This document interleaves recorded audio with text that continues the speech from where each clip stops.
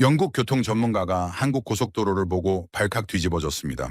25년 경력에 그는 단 1분 만에 수십 대 차량이 경적도 없이 쫙 갈라지는 광경을 목격했거든요. 런던에서는 45분이나 걸려 절친을 잃었던 그에게는 믿기 힘든 일이었죠. 더 놀라운 건 도로 바닥의 색깔선이었습니다. 유럽 곳곳에서 실패했던 이 시스템이 여기선 수만 대 차량을 완벽하게 움직이고 있었어요. 사고 감소 88%, 사고 처리 12분. 그는 숫자가 조작됐다고 확신했습니다. 폭로하러 왔던 그가 한 달 후 런던 시의회에서 외쳤습니다. 25, 또 연간 제가 틀렸습니다. 한국이 보여준 건 기술이 아니었어요. 하지만 진짜 놀라운 건 따로 있었습니다. 한국이 이미 전 세계 교통 전문가들의 상식을 완전히 뒤집어 놓았다는 것이었어요. 도대체 한국이 무슨 마법을 부린 걸까요? 색깔 하나로 어떻게 사람들의 마음까지 바꾼 걸까요? 그 놀라운 한국의 이야기 지금 바로 시작합니다. 안녕하세요. 저는 리처드 베넷이라고 합니다. 런던시 교통국에서 선임연구원으로 일하고 있어요. 25년째 런던의 교통 흐름을 연구하는 일을 해왔죠. 솔직히 말하면 한국과는 특별한 인연이 있었습니다.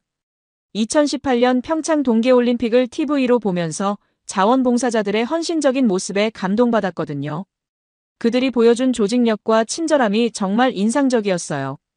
하지만 당시엔 그저 올림픽이라는 특수한 상황 때문이라고 생각했습니다. 2022년 3월 제 책상 위에는 충격적인 보고서가 놓여 있었어요. 런던의 구급차 평균 도착 시간이 23분이라는 내용이었죠. 유럽 평균인 18분보다 5분이나 느렸습니다. 맨체스터는 19분, 버밍엄은 20분인데 런던만 유독 느렸어요. 저는 그 숫자를 보면서 가슴이 답답해졌습니다. 7년 전 일이 떠올랐거든요. 2015년 5월 15일이었습니다. 저는 사무실에서 야근을 하고 있었어요. 밤 9시쯤 절친한 친구 마크에게서 전화가 왔죠. 그의 목소리는 떨리고 있었어요. 리처드, 나 가슴이 너무 아파. 숨이 안 쉬어져. 저는 당황했지만 침착하게 대응했습니다. 진정해, 마크. 지금 어디야? 집이야? 구급차 바로 불러줄게. 10분이면 도착할 거야. 괜찮을 거라고. 마크는 런던 동쪽 스트래퍼드에 살고 있었어요. 가장 가까운 병원까지는 3km였죠. 저는 구급차를 불렀습니다. 교환원은 곧 출동한다고 했어요. 그리고 마크에게 계속 전화를 걸며 안심시켰죠. 괜찮아, 곧 와. 버텨, 마크. 하지만 구급차는 오지 않았습니다. 10분이 지나고 20분이 지났어요. 저는 다시 전화를 걸었죠. 교환원은 교통정체 때문에 지연되고 있다고 했습니다. 마크는 계속 신음하고 있었어요. 리처드, 너무 아파. 캐서린한테 전해줘. 사랑한다고. 에밀리 생일 파티. 꼭 가줘. 그의 목소리는 점점 약해지고 있었습니다. 45분이 지나서야 구급차가 도착했어요. 병원까지는 또 17분이 걸렸죠. 총 1시간 2분이었습니다. 응급실에서 의사가 나왔을 때 저는 이미 알고 있었어요. 마크의 아내 캐서린이 제 손을 꼭 잡고 있었죠. 의사는 고개를 저었습니다. 죄송합니다. 심근경색이었어요. 15분만 빨리 왔어도 살릴 수 있었을 겁니다. 초기 대응이 정말 중요한 질환이거든요. 그날 이후 저는 바뀌었습니다. 구급차 도착 시간에 집착하게 됐죠. 수백 건의 사례를 분석하고 보고서를 썼어요. 런던 시의회에서 증언도 했습니다. 하지만 변화는 더뎠어요. 예산 부족, 정치적 이해관계, 시민들의 무관심이 벽이었죠. 그러던 어느 날 상사인 데이비드 스미스 부국장이 제 사무실로 찾아왔습니다. 그의 표정은 심각했어요. 리처드, 한국 이야기 들었나? 저는 고개를 저었죠. 그는 자료를 펼쳐 보였습니다. 한국이 색깔로 도로를 안내하는 시스템을 도입해서 사고율을 88%나 줄였다는 거예요. 사고 처리는 12분밖에 안 걸린다고 했죠. 믿을 수 없는 숫자였습니다. 저는 웃음이 나왔어요. 부국장님, 그게 가능한 숫자입니까? 88% 감소라니요. 데이비드는 진지한 표정으로 말했습니다. 그래서 자네가 직접 가서 확인해야 하네. 2주간 한국에 파견되네. 그들의 시스템을 검증하고 런던 적용 가능성을 판단하라는 거야. 저는 망설였어요. 한국이라고요? 하지만 거절할 수 없었죠. 데이비드는 덧붙였습니다. 솔직히 말하면 우리는 회의적이네. 아시아 국가들은 통계를 과장하는 경향이 있으니까. 자네가 객관적으로 검증해주게. 그의 말투에는 이미 결론이 정해져 있는 듯 했어요. 그날 밤 집에 돌아와 아내 캐서린에게 한국 출장 이야기를 했습니다. 캐서린은 찻잔을 내려놓으며 물었어요. 여보, 괜찮겠어요? 마크 1 이후로 당신 교통사고만 나오면 힘들어 하잖아요. 저는 고개를 끄덕였습니다. 괜찮아. 이번엔 다를 거야. 객관적으로 볼 거라고. 하지만 속으로는 이미 결론을 내리고 있었어요. 88% 감소는 불가능해. 12분 사고 처리도 과장일 거야. 가서 확인하고 현실적인 보고서를 쓰면 돼. 2주면 충분하겠지. 저는 25년 경력을 믿고 있었죠. 그리고 그게 제 가장 큰 실수였습니다. 2022년 3월 20일 오후 2시 인천국제공항에 도착했습니다. 비행기에서 내리는 순간 제일 먼저 느낀 건 공항의 청결함이었어요. 복도가 반짝거릴 정도로 깨끗했죠. 안내 표지판도 4개 언어로 선명하게 표시되어 있었습니다. 하지만 이런 건 싱가포르 공항에서도 본 적이 있어요. 특별할 건 없다고 생각했죠. 입국 심사대 앞에 섰을 때 저는 시계를 확인했습니다. 오후 2시 15분이었어요. 앞에 약 20명 정도가 줄을 서 있었죠. 저는 계산했습니다.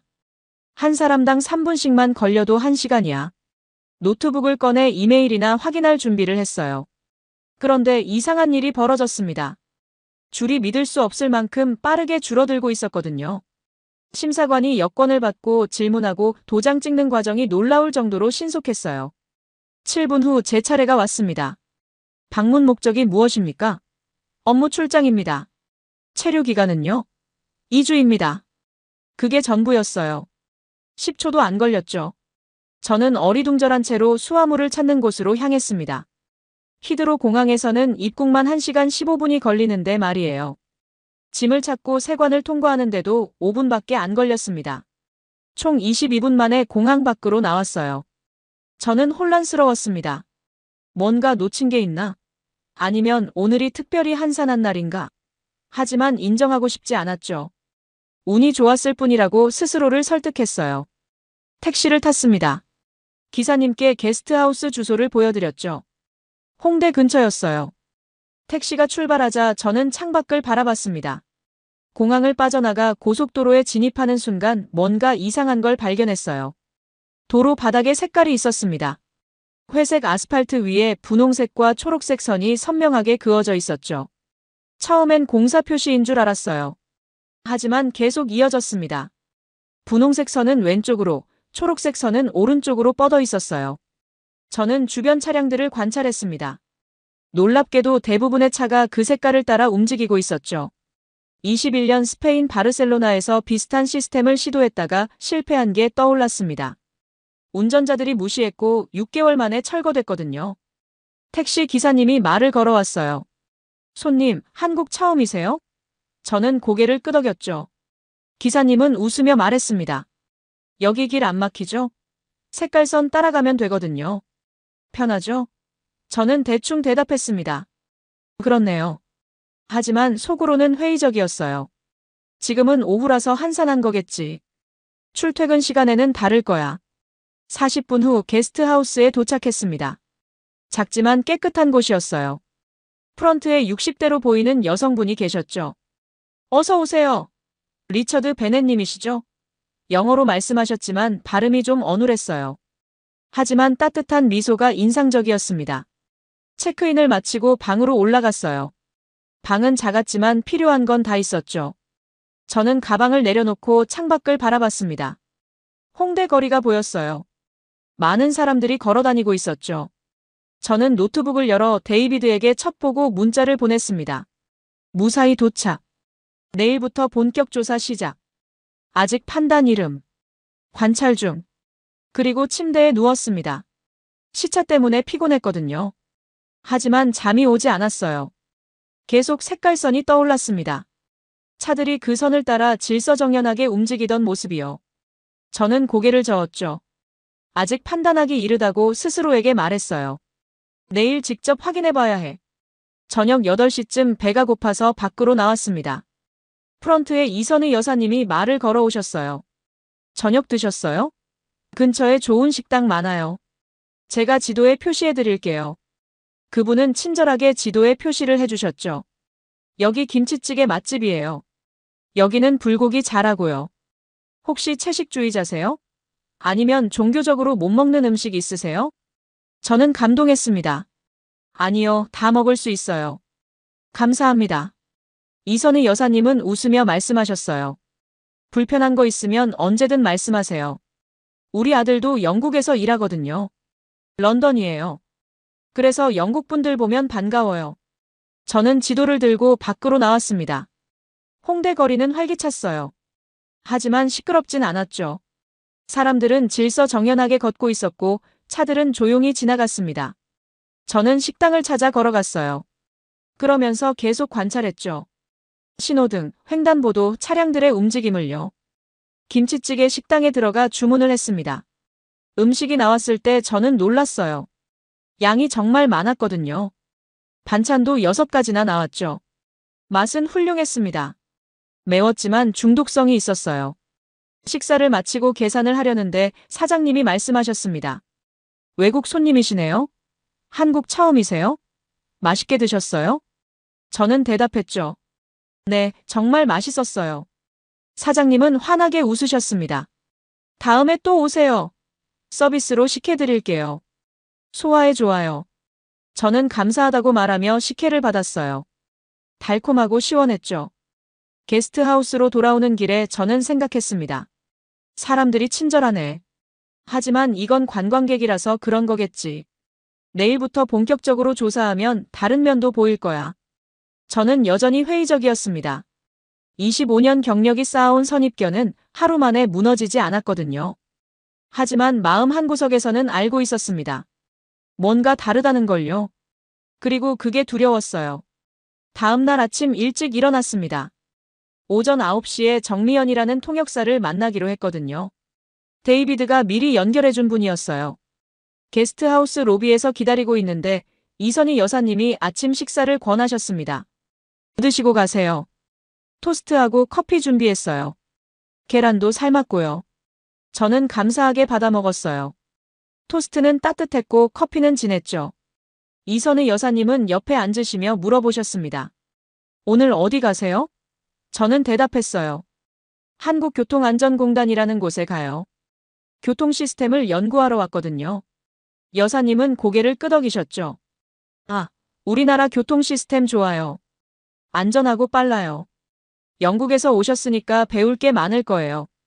저는 웃으며 대답했습니다. 그럴지도 모르겠네요. 하지만 속으로는 생각했죠. 아직 모르는 일이야. 제대로 확인해봐야 해. 오전 8시 50분에 정미연 씨가 도착했어요. 20대 후반으로 보이는 활발한 인상의 여성이었죠. 안녕하세요, 리처드 씨. 저 정미연이에요. 오늘 통역하고 안내해 드릴게요. 준비되셨어요? 저는 가방을 챙기며 대답했습니다. 네, 준비됐어요. 그런데 차로 가나요? 정미연 씨는 고개를 저었어요. 아니요, 지하철 타고 갈 거예요. 훨씬 빠르거든요. 공단이 강남역 근처인데 지하철로 30분이면 도착해요. 차로 가면 1시간 넘게 걸려요. 지하철역으로 걸어가며 정미연 씨가 말했습니다. 리처드 씨, 한국 처음이시죠? 어때요? 불편한 건 없으세요? 저는 솔직하게 대답했어요. 아니요, 다들 친절하세요. 공항도 빨랐고요. 정미연 씨는 웃었습니다. 저희가 서비스 정신은 좀 있어요. 외국인 손님 오시면 잘 모시려고 노력하거든요. 지하철을 탔습니다. 출근 시간대라 사람이 많았어요. 하지만 런던 지하철만큼 혼잡하진 않았죠. 사람들은 조용히 서 있었습니다. 전화 통화하는 사람도 없었고 큰 소리로 떠드는 사람도 없었어요. 노약자석에는 젊은 사람들이 앉지 않았죠. 한 할머니가 타시자 즉시 자리를 양보하는 젊은 남성을 봤습니다. 저는 정미연 씨에게 물었어요. 사람들이 조용하네요. 런던 지하철은 훨씬 시끄러운데요. 정미연 씨가 대답했습니다. 공공장소에서는 조용히 하는 게 예의라고 배우거든요. 특히 대중교통에서는요.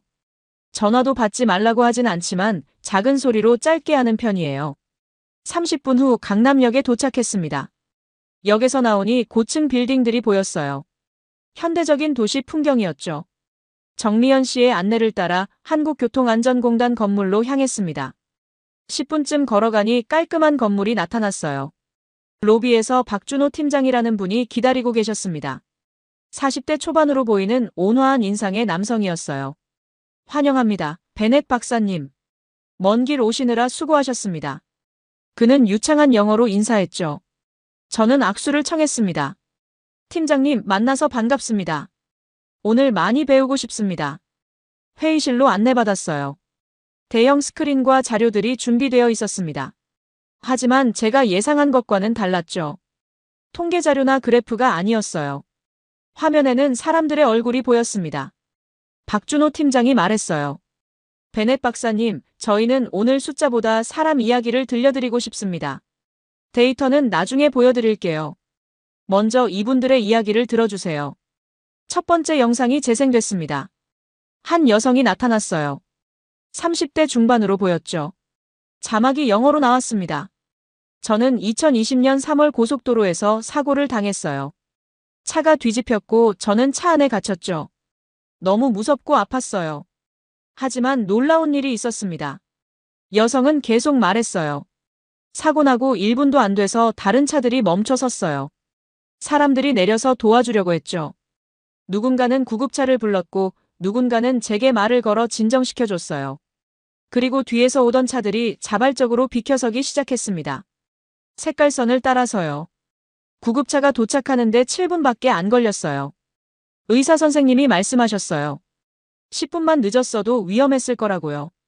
차들이 빨리 비켜줘서 살았다고요. 저는 그분들께 정말 감사해요. 모르는 사람들인데 제 생명을 구해준 거잖아요. 영상이 끝났습니다. 저는 말을 잃었어요. 박준호 팀장이 조용히 말했습니다. 이분은 실제 생존자입니다. 색깔 유도선 덕분에 구급차가 빨리 도착해서 살았죠. 이런 사례가 지난 3년간 154건 있었습니다. 두 번째 영상이 재생됐어요. 이번엔 7살쯤 된 아이가 그림을 들고 있었습니다. 크레용으로 그린 그림이었죠. 구급차와 차들, 그리고 색깔선이 그려져 있었어요. 아이의 엄마가 설명했습니다. 우리 아빠가 심장마비로 쓰러지셨을 때 이 색깔선 덕분에 구급차가 빨리 왔어요. 아이가 아빠를 잃을 뻔했죠. 지금은 건강하게 회복하셨어요. 저는 가슴이 먹먹해졌습니다. 마크가 떠올랐거든요. 7살 에밀리가 생각났죠. 만약 그때 런던에도 이런 시스템이 있었다면 마크는 살 수 있었을까? 저는 감정을 억눌렀습니다. 아직 아니야. 객관적으로 봐야 해. 이건 감성에 호소하는 거잖아. 박준호 팀장이 말했어요. 베넷 박사님, 괜찮으세요? 얼굴이 안 좋으신데요. 저는 괜찮다고 했습니다. 계속 보여주세요. 하지만 제 목소리는 떨리고 있었어요. 정미연 씨가 물 한 잔을 건넸습니다. 저는 마시며 마음을 진정시켰죠. 세 번째 영상은 구급대원의 인터뷰였습니다. 색깔 유도선이 생기고 나서 저희 일이 정말 달라졌어요. 예전엔 사고 현장 가는데 평균 25분이 걸렸거든요. 지금은 12분이에요. 그 13분 차이가 사람 목숨을 살립니다. 회의실이 조용해졌습니다. 저는 아무 말도 할 수 없었어요. 박준호 팀장이 말했습니다. 베넷 박사님, 이제 데이터를 보여드릴까요? 통계와 그래프도 준비되어 있어요. 하지만 저는 이미 알고 있었습니다. 숫자보다 강력한 게 사람의 이야기라는 걸요. 그리고 그게 더 두려웠어요. 회의가 끝난 후 저는 잠깐 쉬고 싶다고 했습니다. 화장실을 찾아 들어갔어요. 거울 앞에 섰죠. 제 얼굴은 창백했습니다. 손을 씻으려는데 손이 떨렸어요. 마크의 목소리가 계속 들렸습니다. 리처드. 숨이 안 쉬어져. 구급차 언제 와? 저는 화장실 칸에 들어가 문을 잠갔어요. 그리고 조용히 울었습니다. 7년간 참아왔던 감정이 터져나왔죠. 만약 그때 런던에도 색깔선이 있었다면, 만약 차들이 1분 만에 비켜줬다면, 만약 구급차가 7분 만에 도착했다면 마크는 지금 살아있었을 거예요. 10분쯤 지나서 밖으로 나왔습니다. 세면대에서 찬물로 얼굴을 씻었어요. 진정하라고 스스로에게 말했죠. 아직 끝난 게 아니야. 더 조사해야 해. 객관적으로 판단해야 한다고요. 하지만 마음 한구석에서는 알고 있었습니다. 이미 기울고 있다는 걸요. 회의실로 돌아왔을 때 박준호 팀장이 물었어요. 괜찮으세요? 점심 식사하러 가실까요? 저는 고개를 끄덕였습니다. 네, 괜찮아요. 가죠. 정미연 씨와 함께 근처 식당으로 갔어요. 한정식 집이었죠. 여러 가지 반찬이 나왔고 음식은 정갈했습니다. 식사 중에 박준호 팀장이 말했어요. 베넷 박사님, 오후에는 무엇을 보고 싶으세요? 데이터를 더 보시겠어요? 아니면 실제 도로를 관찰하시겠어요? 저는 잠시 생각하다가 대답했습니다. 실제 도로를 보고 싶습니다. 제 눈으로 직접 확인하고 싶어요. 박준호 팀장은 미소를 지었죠. 좋습니다. 그럼 오후에 제 차로 고속도로를 드라이브 하시죠. 색깔선도 보시고 실제 교통 흐름도 관찰하실 수 있어요. 저는 감사하다고 했습니다. 하지만 속으로는 긴장했어요. 실제로 보면 허점이 보이겠지. 아침에 본 건 편집된 영상일 수도 있어. 오후 2시에 박준호 팀장의 차를 탔습니다. 깨끗한 소형 세단이었어요. 경부고속도로로 향했죠. 고속도로에 진입하자마자 저는 색깔선을 봤습니다. 분홍색과 초록색이 선명하게 보였어요. 차들은 대부분 그 선을 따라 움직이고 있었죠. 저는 시계를 보며 관찰하기 시작했습니다. 오후 2시 15분부터 30분까지 15분간 차량들의 움직임을 기록했어요. 총 약 150대의 차량을 관찰했는데 그중 140대가 색깔선을 정확히 따랐습니다. 준수율이 93%가 넘었죠. 박준호 팀장이 말했어요. 베넷 박사님, 평일 오후라 좀 한산해요. 출퇴근 시간에 오시면 더 많은 차량을 볼 수 있어요. 하지만 준수율은 비슷할 겁니다. 저는 노트에 적으며 물었습니다. 단속 카메라가 많은 건가요? 그래서 다들 따르는 건가요? 팀장님은 고개를 저었어요. 카메라는 주요 지점에만 있어요. 전체 구간의 10% 정도죠. 사람들이 따르는 건 단속 때문이 아니에요. 그게 더 안전하고 빠르다는 걸 알기 때문이죠. 그리고 다른 사람들도 따를 거라고 신뢰하니까요. 신뢰라는 단어가 또 나왔습니다. 저는 창밖을 바라봤어요.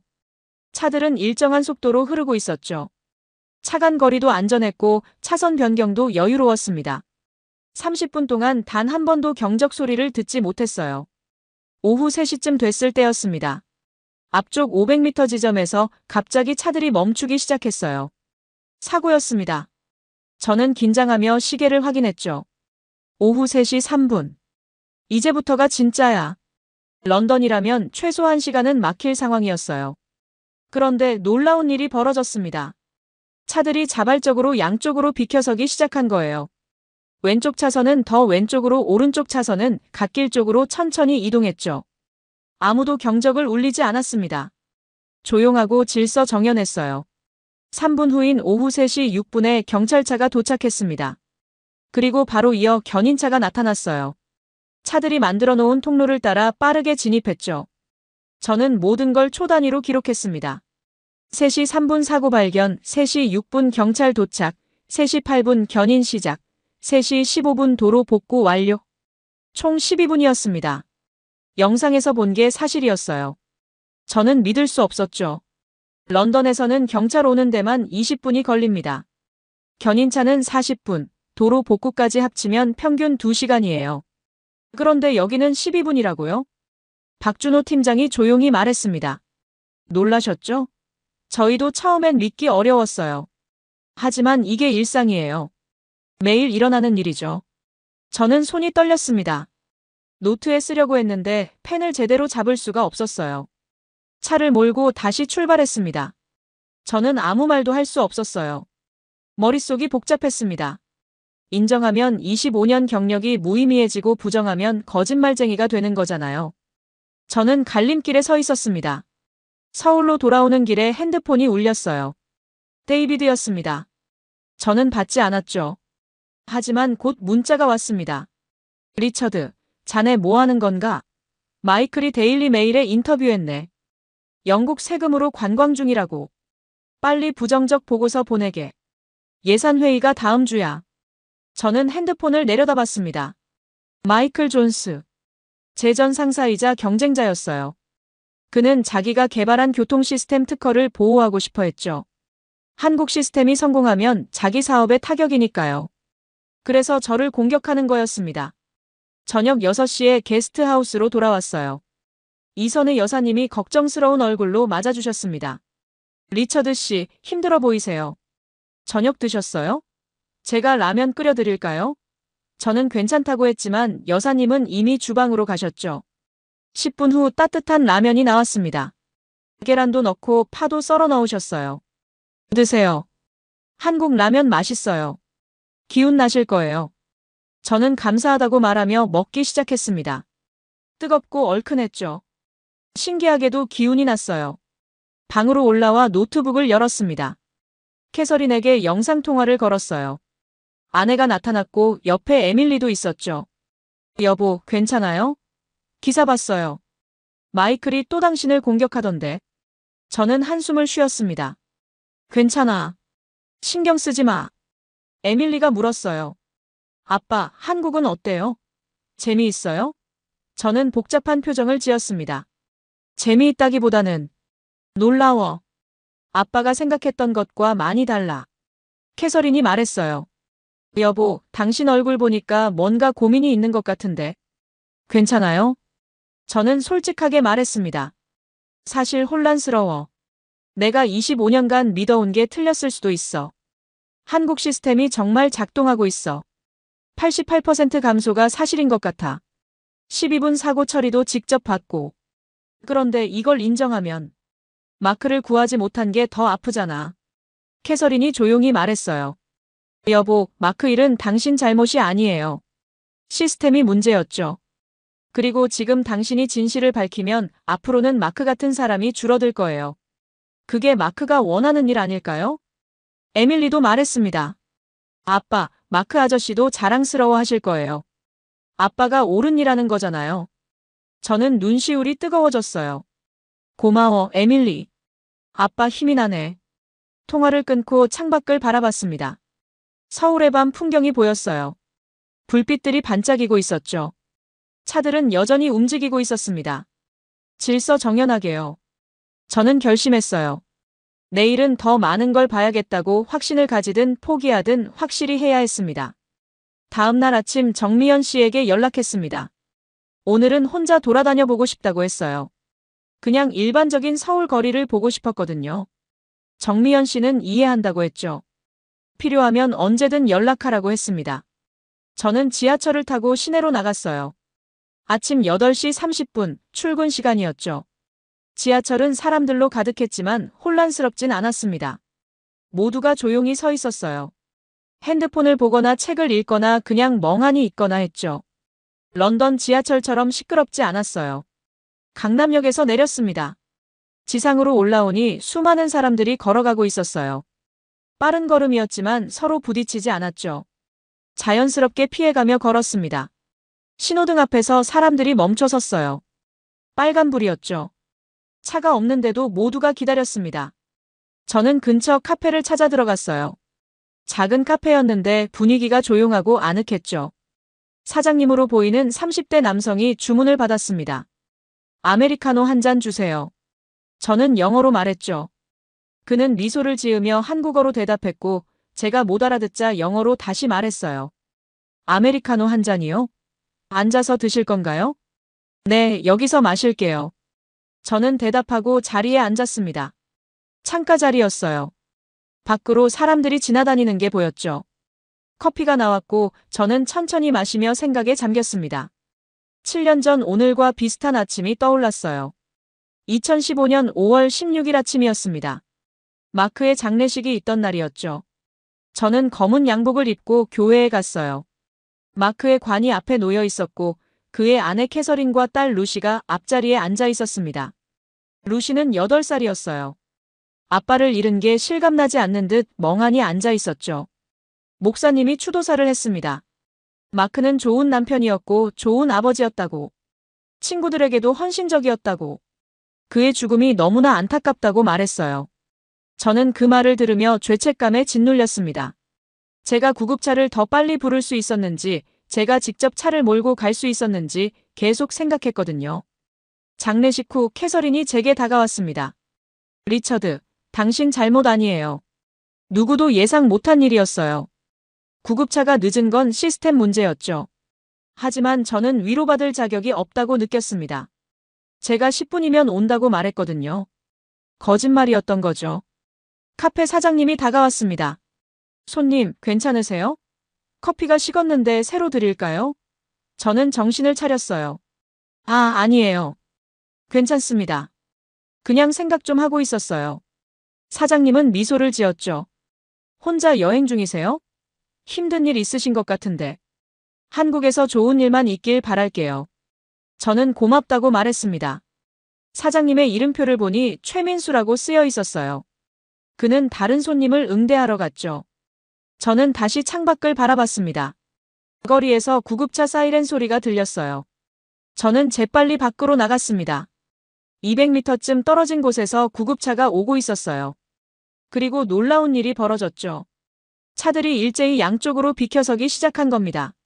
신호등이 빨간불이었는데도 교차로에 진입한 차들이 옆으로 붙었어요. 구급차를 위한 길을 만든 거죠. 저는 시계를 봤습니다.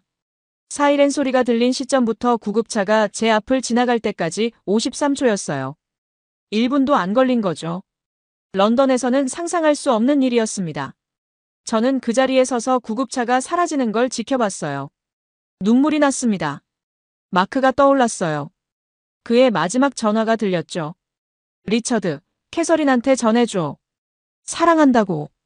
루시한테도 아빠가 많이 사랑한다고 말해줘. 그리고 너도 고마워. 좋은 친구였어. 미안해. 약속 지키지 못해서. 우리 다음 주에 낚시 가기로 했잖아.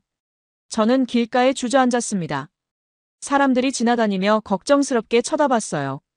한 할머니가 다가와 한국어로 뭔가 물었죠.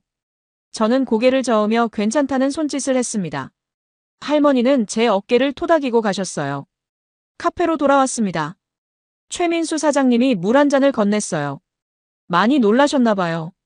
괜찮으세요? 저는 물을 마시며 대답했습니다. 네, 괜찮아요. 그냥 감동이에요. 구급차가 너무 빨리 가서요. 최민수 사장님이 조용히 말했습니다. 여기서는 당연한 일이에요. 구급차 오면 다들 비켜주죠. 그 안에 누군가의 가족이 있잖아요. 제 가족일 수도 있고 당신 가족일 수도 있고요. 사람 목숨이 달린 일인데 어떻게 안 비켜줘요? 저는 그 말에 또 눈물이 났습니다. 최민수 사장님은 당황한 듯 했어요. 제가 뭔가 잘못 말했나요? 불편하게 해드린 건 아니죠? 저는 고개를 저었습니다. 아니에요.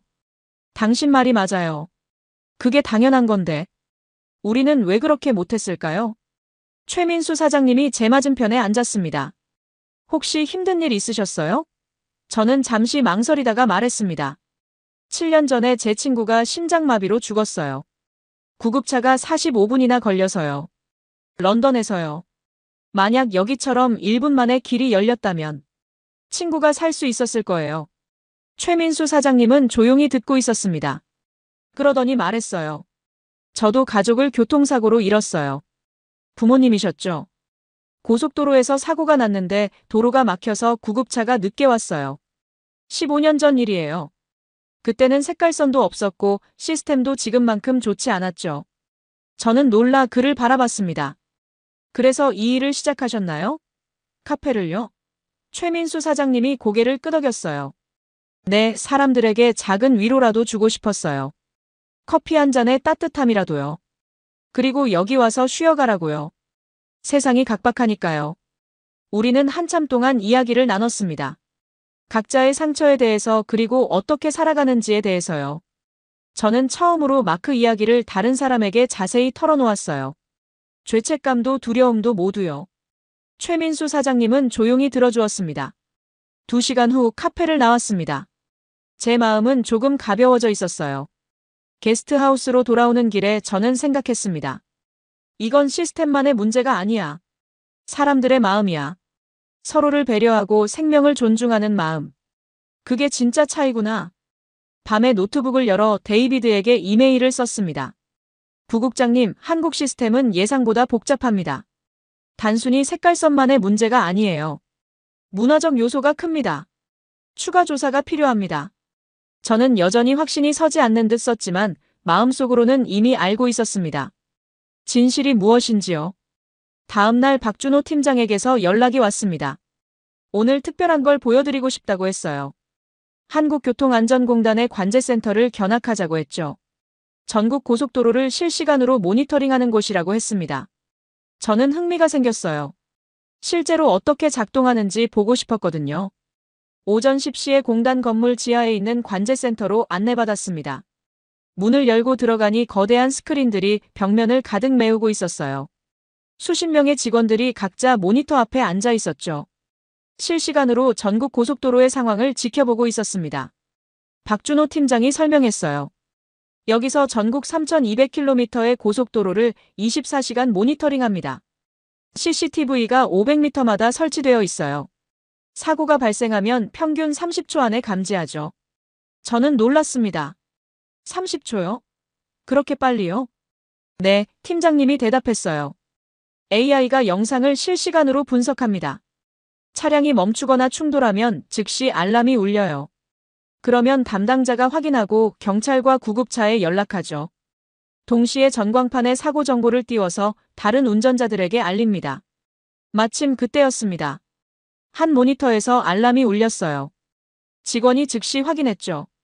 경부고속도로 상행선 132km 지점 접촉사고 발생. 직원은 바로 무전기를 들었습니다. 경찰 5번 유닛 132km 지점 출동 바랍니다. 구급차도 대기 바랍니다. 저는 시계를 봤습니다. 오전 10시 23분 45초. 화면으로 사고 현장이 보였어요. 두 차량이 가볍게 접촉한 상태였죠. 심각해 보이진 않았지만 2차선을 막고 있었습니다. 저는 집중해서 지켜봤어요. 1분 후 주변 차량들이 비켜서기 시작했습니다. 색깔선을 따라 자연스럽게 움직였어요. 3분 후 경찰차가 도착했죠.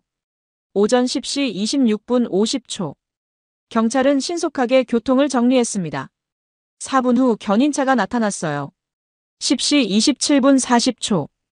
저는 모든 걸 초 단위로 기록했습니다. 견인차가 한 대 차량을 갓길로 옮기는 동안 운전자들은 보험 정보를 교환했어요. 모두 차분했죠. 10시 35분에 도로가 완전히 복구됐습니다. 총 11분 15초였어요. 박준호 팀장이 말했습니다. 베넷 박사님, 이게 평균적인 사례예요. 매일 이런 일이 수십 건씩 일어나죠. 저는 말문이 막혔습니다. 런던에서는 이런 시스템이 없어요. CCTV는 있지만 실시간 모니터링은 안 하죠. 사고가 나면 누군가 신고해야 하고 경찰이 출동하는 데만 평균 15분이 걸려요. 오후에는 김나영이라는 대학원생을 만났습니다. 서울대 교통공학과 박사과정이라고 했어요. 20대 후반의 젊은 여성이었죠. 그녀는 색깔 유도선 시스템에 대한 학술 연구를 하고 있었습니다. 김나영 씨가 설명했어요. 베넷 박사님, 이 시스템의 핵심은 신뢰예요. 사람들이 색깔선을 따르는 건 법 때문이 아니에요. 그게 더 안전하다고 믿고 다른 사람들도 따를 거라고 신뢰하기 때문이죠. 이걸 우리는 신뢰 기반 교통 시스템이라고 불러요. 저는 관심이 생겼습니다. 구체적으로 설명해 주시겠어요? 김나영 씨는 노트북을 열어 그래프를 보여줬어요. 2011년 색깔선을 처음 도입했을 때 준수율은 65%였어요. 낮았죠. 하지만 사람들이 효과를 경험하면서 준수율이 올라갔습니다.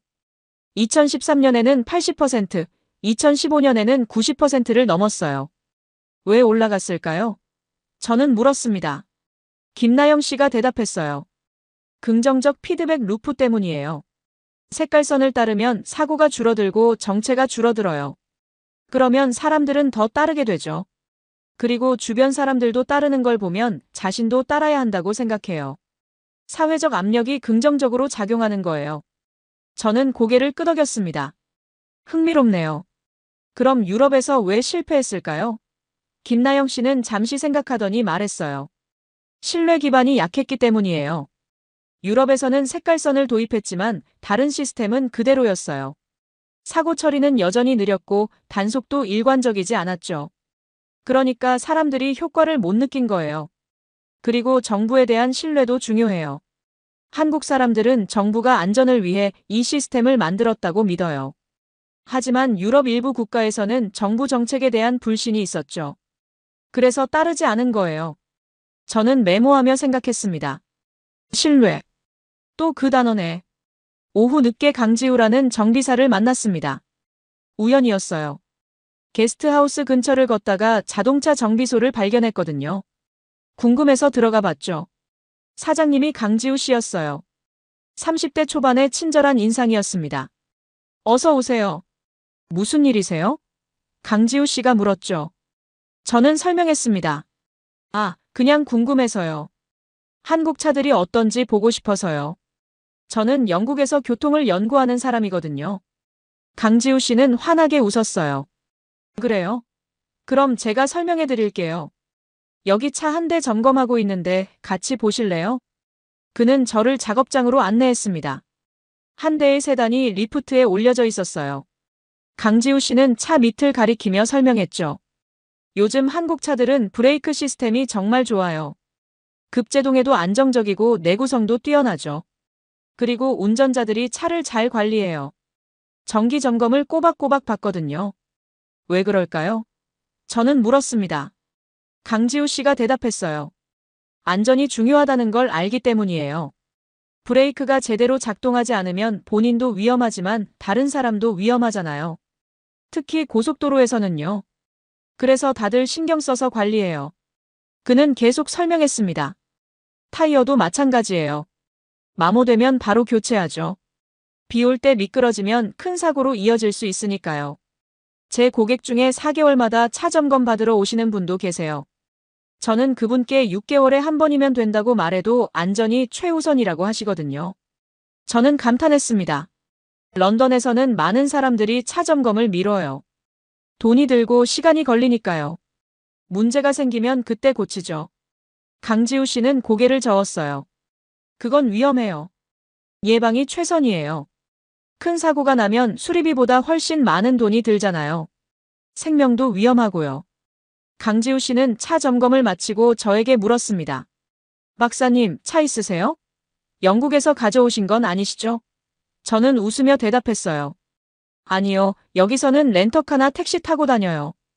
그는 말했습니다. 다음에 오시면 제가 한국 차 시승시켜 드릴게요. 정말 좋아요. 저는 감사하다고 말하며 정비소를 나왔습니다. 걸어가며 생각했어요. 모든 게 연결되어 있구나. 색깔선, 관제 시스템, 차량 관리, 운전자 의식. 하나하나가 따로 작동하는 게 아니라 전체가 하나의 생태계처럼 움직이는 거야. 저녁에 게스트하우스로 돌아왔습니다. 이선의 여사님이 저녁을 준비하고 계셨어요. 리처드 씨, 오늘 바빴죠? 많이 돌아다니셨어요? 저는 네라고 대답했죠. 여사님이 말씀하셨습니다. 김치찌개 끓였어요. 같이 드실래요? 혼자 먹긴 좀 많이 했거든요. 저는 감사하게 받아들였습니다. 이선의 여사님과 함께 저녁을 먹으며 이야기를 나눴어요. 여사님은 아들 이야기를 해주셨죠. 런던에서 IT 회사에 다닌다고 했습니다. 자주 못 보지만 자랑스럽다고 하셨어요. 저도 에밀리 이야기를 했습니다. 16살인데 학교에서 역사를 배우고 있다고요. 한국 문화에 관심이 많다고 했죠. 이선의 여사님은 기뻐하셨습니다. 그럼 다음에 따님도 모시고 오세요. 제가 잘 모셔드릴게요. 그날 밤 저는 노트북을 열어 하루 동안 배운 것들을 정리했습니다. 관제센터 학술 연구, 정비 문화, 그리고 사람들의 따뜻함까지요. 모든 게 하나로 연결되어 있었습니다. 그리고 저는 깨달았어요. 이건 기술이 아니라 문화라는 걸요. 다음 날 아침 핸드폰이 울렸습니다. 데이비드였어요. 저는 받지 않으려 했지만 계속 울렸죠. 결국 받았습니다. 리처드, 도대체 뭐 하는 건가? 자네 보고서는 언제 받을 수 있나? 예산회의가 이틀 후야. 부정적 보고서가 필요하다고 했잖나. 저는 답답했습니다. 부국장님, 아직 조사 중입니다. 생각보다 복잡해요. 좀 더 시간이. 데이비드가 말을 끊었죠. 시간 없네. 이틀 안에 보고서 보내게. 핵심만 쓰면 돼. 한국 시스템은 영국에 적용 불가능하다. 문화적 차이가 크고 예산도 과다하게 든다. 이렇게만 쓰면 되네. 하지만 그건 사실이 아닙니다. 저는 항변했어요. 제가 직접 본 바로는 데이비드의 목소리가 차갑게 변했습니다. 리처드, 자네 입장을 생각해보게.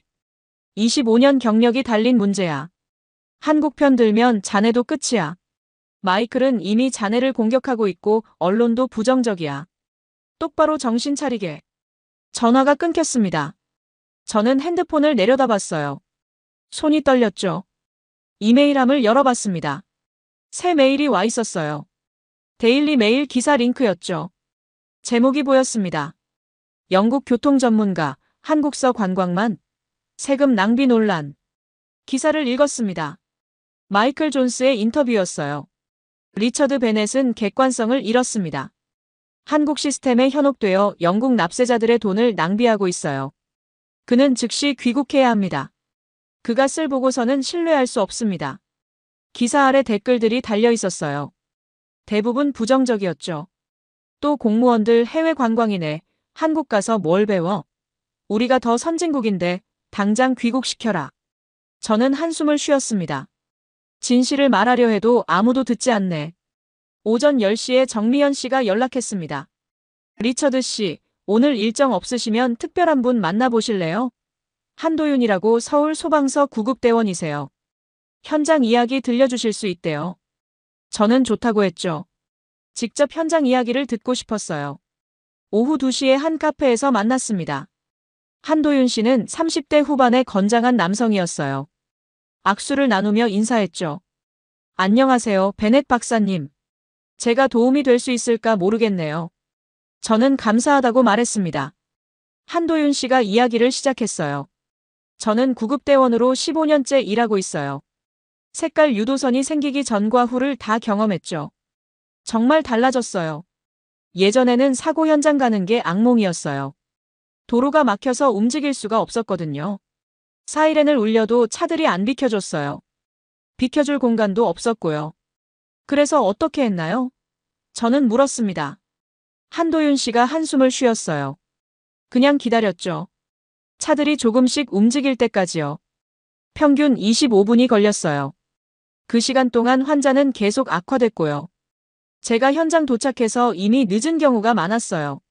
정말 무력했습니다. 하지만 색깔선이 생기고 나서는요. 한도윤 씨의 표정이 밝아졌어요. 완전히 달라졌죠. 차들이 미리 비켜서 있어요. 저희가 도착하기도 전에요. 평균 12분이면 현장에 도착해요. 그 13분 차이가 생명을 구합니다. 작년에만 제가 직접 구한 사람이 18명이에요. 예전 같았으면 그중 절반은 못 살렸을 거예요. 저는 메모하며 물었습니다. 운전자들이 항상 비켜주나요? 예외는 없나요? 한도윤 씨가 대답했어요. 물론 가끔 안 비켜주는 차도 있어요. 10대 중 한 대 정도? 하지만 대부분은 비켜줘요. 그리고 안 비켜주는 차를 보면 다른 운전자들이 경적을 울려서 알려주기도 해요. 사회적 압력이죠. 그리고 중요한 건 시스템이에요. 색깔선 덕분에 차들이 어디로 가야 할지 명확해요. 왼쪽 차선은 더 왼쪽으로, 오른쪽 차선은 갓길 쪽으로요. 혼란이 없어요. 유럽에서 실패한 이유 중 하나가 명확한 가이드가 없었기 때문이에요. 한도윤 씨는 핸드폰을 꺼내 사진을 보여줬습니다. 작년 구조했던 사람들 사진이었어요. 한 할아버지, 젊은 여성, 중학생, 임산부 등 다양했죠. 이분들 모두 색깔선 덕분에 살았어요. 구급차가 빨리 도착해서요. 이분들은 지금 건강하게 살고 계세요. 가족들도 행복하고요. 저는 사진들을 보며 마크를 떠올렸습니다. 만약 그때 런던에도 이런 시스템이 있었다면 마크도 저 사진 속에 있을 수 있었을까? 캐서린과 루시는 지금 행복했을까? 저는 눈물을 참았어요. 한도윤 씨가 조심스럽게 물었습니다. 박사님, 개인적인 이유가 있으신가요? 이 연구를 하시는데요. 저는 잠시 망설이다가 솔직하게 말했어요. 네, 7년 전에 제 절친이 심장마비로 죽었어요. 구급차가 늦어서요. 만약 빨리 왔다면 살 수 있었을 거예요. 한도윤 씨는 고개를 숙였습니다. 죄송합니다. 정말 안타깝네요. 하지만 박사님이 지금 하시는 일이 의미 있어요. 영국에도 이 시스템이 도입되면 많은 생명을 구할 수 있을 거예요. 박사님 친구분도 자랑스러워 하실 거예요. 카페를 나와 거리를 걸었습니다. 정미연 씨가 옆에서 조용히 걸었어요. 저는 생각에 잠겼죠. 데이비드는 부정적 보고서를 원하고 마이클은 저를 공격하고 언론은 비난하고 있어요. 하지만 한도윤 씨가 보여준 사진들, 그 사람들의 웃는 얼굴들이 계속 떠올랐습니다. 저는 정미연 씨에게 물었어요. 정미연 씨, 솔직히 물어볼게요. 한국 사람들은 정말 색깔선을 따르나요? 아니면 제가 특별한 경우만 본 건가요? 정미연 씨가 웃으며 대답했습니다. 정말 따라요. 저도 운전할 때 따르고요. 제 부모님도 친구들도 다 따라요. 왜요? 저는 물었죠. 정미연 씨가 생각하더니 말했어요. 당연하니까요. 색깔선 따르면 안전하잖아요. 사고도 안 나고 길도 안 막히고요. 그리고 제가 따르면 다른 사람들도 따를 거라고 믿어요. 서로 믿는 거죠. 그게 사회잖아요. 당연하다는 말이 제 가슴을 찔렀습니다. 런던에서는 당연하지 않아요. 사람들은 자기 편의만 생각해요. 남이 어떻든 상관없죠. 그래서 시스템이 무너지는 거예요. 저는 깨달았습니다. 기술만 복사해서는 안 돼. 마음도 바꿔야 해. 저녁에 게스트하우스로 돌아왔습니다. 이메일을 확인했어요. 로버트 선배에게서 메일이 와 있었죠. 리처드, 런던에서 난리야. 마이클이 계속 자네를 공격하고 있어. 자네 경력이 위험해. 빨리 돌아와. 적당히 보고서 쓰고 넘어가. 또 다른 메일이 있었습니다. 캐서린이었어요. 여보, 걱정돼요. 기사 봤어요. 괜찮아요? 에밀리도 걱정하고 있어요. 하지만 우리는 당신을 믿어요. 옳은 일을 하고 있다는 거 알아요. 힘내요. 저는 두 메일을 비교하며 생각했습니다. 로버트는 제 경력을 걱정하고 캐서린은 제 양심을 믿어주네. 누구 말을 들어야 할까? 하지만 이미 답은 정해져 있었어요. 마크를 위해서라도 진실을 말해야 했습니다. 다음 날은 토요일이었습니다. 일정이 없었죠. 저는 혼자 서울 거리를 걷기로 했어요. 그냥 평범한 주말의 모습이 궁금했거든요. 이선의 여사님께 추천받은 경복궁 근처로 갔습니다. 오전 10시쯤 도착했어요. 관광객들로 붐볐지만 혼란스럽진 않았죠. 사람들은 질서정연하게 줄을 서서 입장했고 사진을 찍을 때도 서로 양보했습니다. 저는 궁을 구경하며 한국의 역사를 느꼈어요. 500년 넘은 건물들이 잘 보존되어 있었죠. 점심때가 되어 근처 식당가로 갔습니다. 작은 골목길이었는데 식당들이 즐비했어요. 한 비빔밥 집에 들어갔죠. 사람이 많았지만 금방 자리가 났습니다. 주문을 하고 기다리는 동안 주변을 관찰했어요. 가족 단위 손님들이 많았습니다. 한 가족이 눈에 띄었어요. 부모님과 초등학생쯤 되는 아들, 딸이었죠.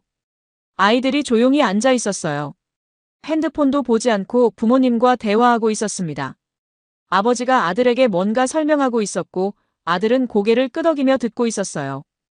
음식이 나오자 가족은 함께 수저를 들었습니다.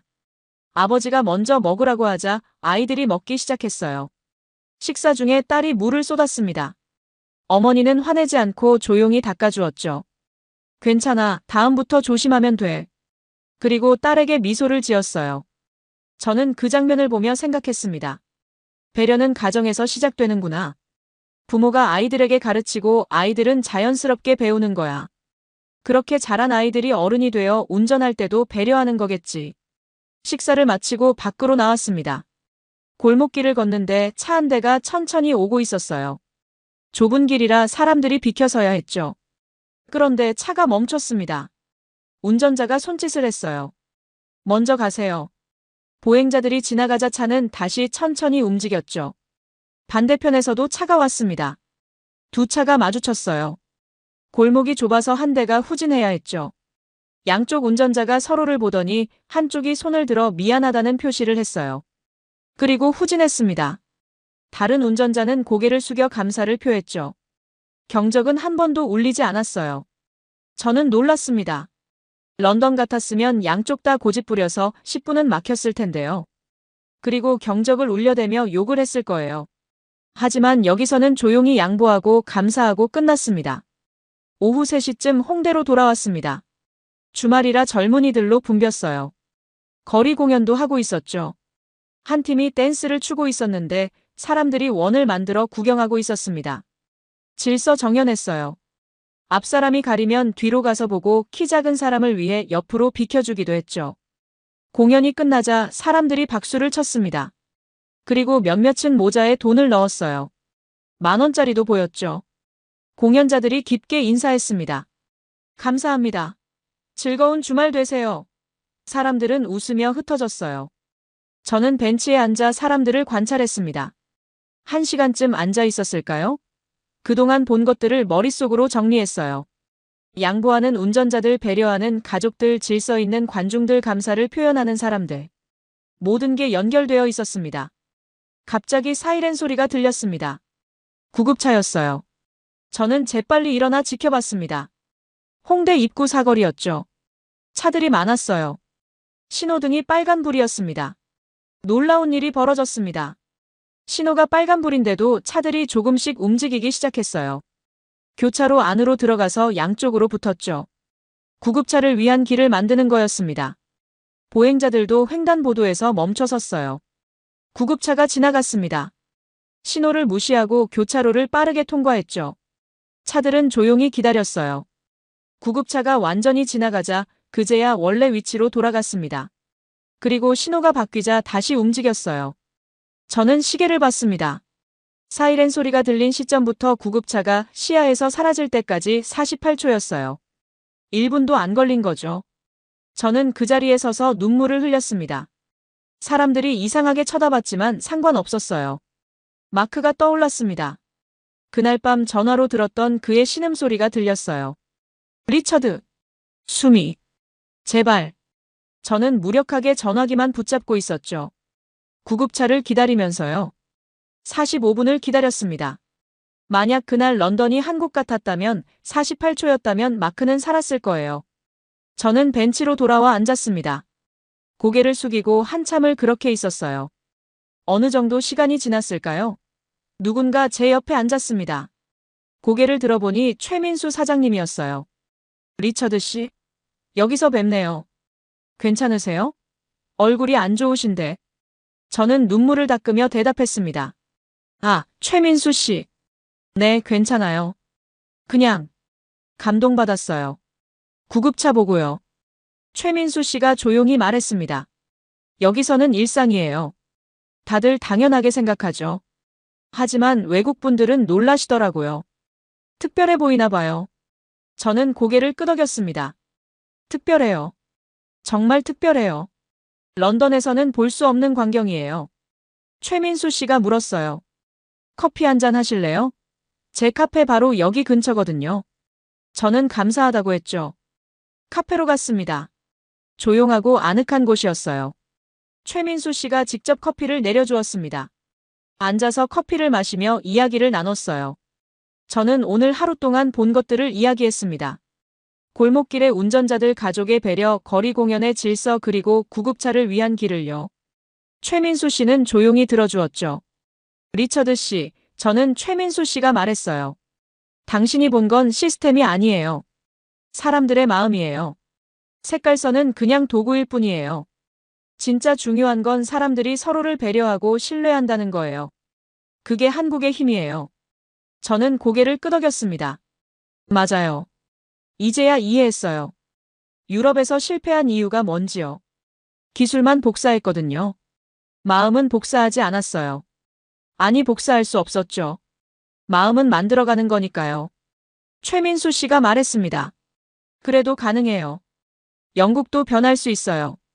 시간이 걸리겠지만요. 리처드 씨 같은 분이 진실을 말해주면 사람들이 깨닫게 될 거예요. 그리고 조금씩 변하기 시작할 거예요. 저는 물었어요. 하지만 사람들이 믿을까요? 제 상사는 부정적 보고서를 원해요. 언론은 저를 비난하고 있고요. 진실을 말해도 아무도 안 들을 것 같아요. 최민수 씨가 미소를 지었습니다. 그래도 말해야죠. 진실은 결국 드러나니까요. 시간이 걸려도요. 저는 커피를 다 마시고 일어섰습니다. 감사해요, 최민수 씨. 많은 도움이 됐어요. 최민수 씨가 손을 내밀었어요. 힘내세요, 리처드 씨.